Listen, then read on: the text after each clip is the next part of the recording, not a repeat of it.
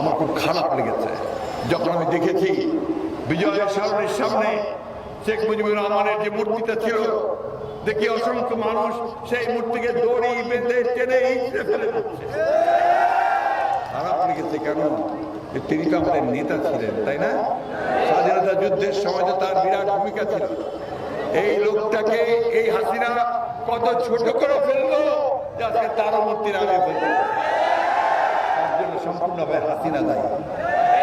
মোড়ে মোড়ে কথায় কথায় স্কুলে সব জায়গায় একটা করে বন্ধু লাগায় বসে, ঠিক না? এটা এই দেশের মানুষ মানে না রে ভাই। এই দেশের মানুষের হৃদয়টাকে বুঝতে হবে, তার ভাবকে বুঝতে হবে, তার মনকে বুঝতে হবে। অহংকার সহ্য করে না মানুষ, আল্লাহ সহ্য করে না। পরিষ্কার আল্লাহ বলেছেন যে তুমি অহংকার হয়ে না, সেটা কেউ সহ্য করবে না।